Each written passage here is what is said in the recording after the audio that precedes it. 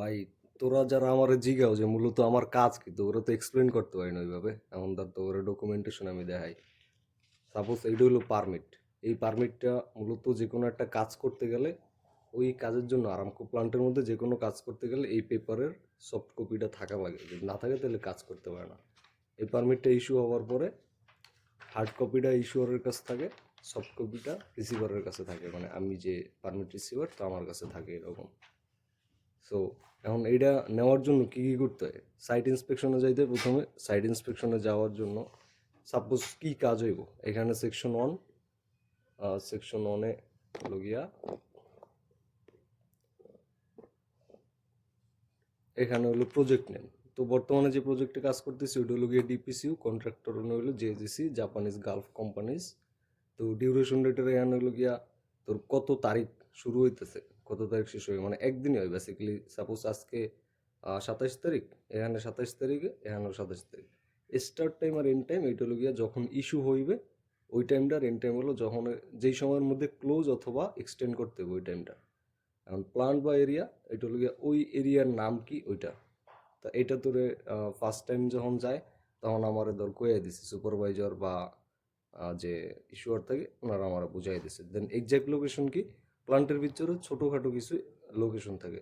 যেমন লোকেশনটারে কীভাবে নাম দেওয়া হয়, পাইপ র্যাক 1 2 3 4, এবার 1 থেকে 8, তারপরে 8 2 2 3 2 2 5, কম্প্রেসর এ, কম্প্রেসর বি, এই টাইপের কিছু লোকেশন থাকে।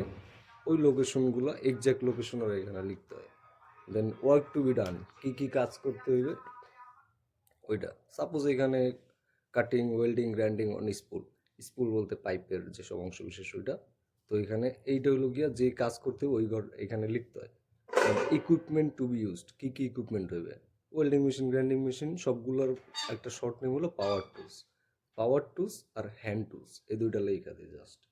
তারপর এইখানে এই যে সেকশন 2 3 4 এগুলো হলো গিয়ে ইস্যুয়ারের কাজ।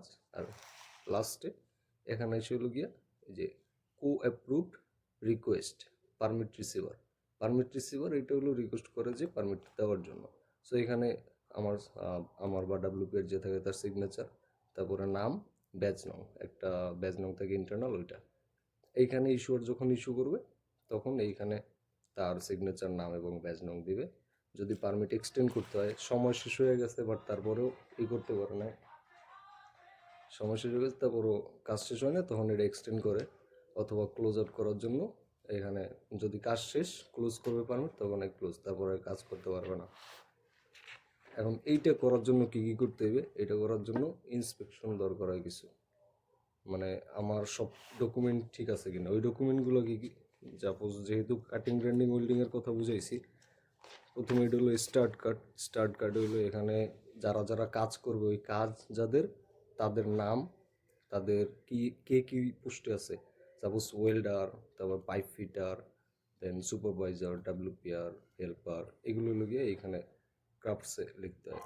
লেখার পরে এখানে ওই সাইট সুপারভাইজার যে ওই কাজটার সুপারভাইজ করে, তার হলো গিয়ে এখানে সিগনেচার পজিশন দিয়ে কাজ শুরু করানো।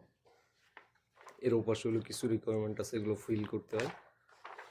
দেন সাপোজ কাজটা একটা হাইটে হবে, কাজটা যদি হাইটে হয়, যেমন এই যে লোকেশন যেটা, এটা হলো আমার গত দিনের পেপারস। সো গত দিন এই লোকেশন ছিল 2 to 5, এখানে। এখন এইটা ইন্সপেক্ট করে আমার সব কিছু ঠিক আছে কিনা, যেমন work area inspected before starting the job, তো আমি ইন্সপেক্ট করছি, সো ওকে।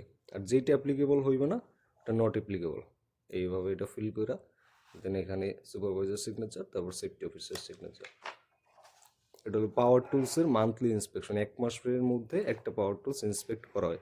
তো ইন্সপেকশন স্টিকার আছে কিনা ওইটা চেক কইরা, ইন্সপেকশনের যে নাম্বার, মানে পাওয়ার টুলস নাম্বারটা এখানে, আর ওইটা কোন ধরনের পাওয়ার টুলস ওইটা এখানে লেখা, তারপর সব কিছু চেক করে ওকে ওকে দিয়া রিমার্কস ওকে। এটা হলো ফল প্রোটেকশন প্ল্যান, মানে ওরা যদি কেউ পইরা টইরা যায়, ওইটা প্রোটেক্ট করার জন্য আমার কি প্ল্যান করা হয় ওইটার একটা প্রসিজিওর এটা।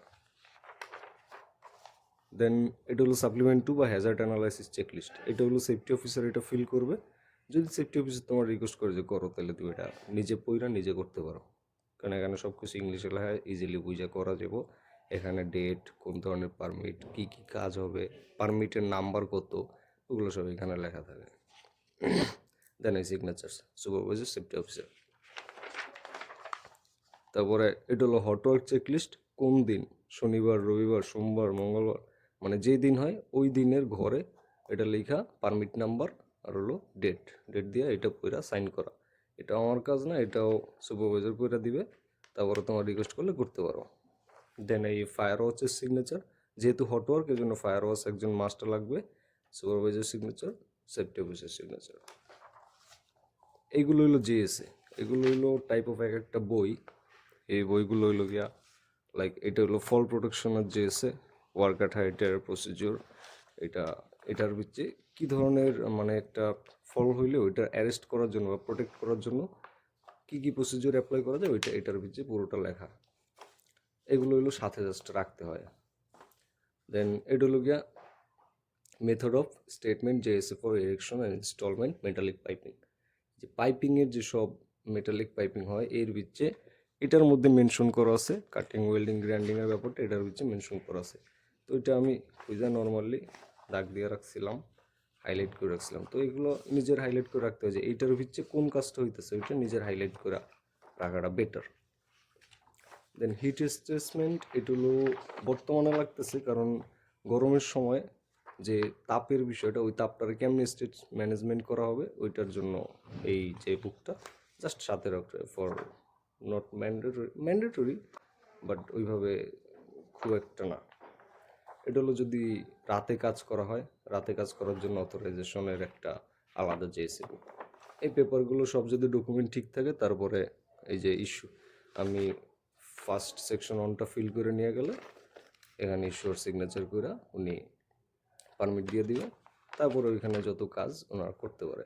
সেই পারমিট আনাটা বা রিসিভ করাটা হলো একজন ডাব্লিউপিআর বা আমার কাজ। এই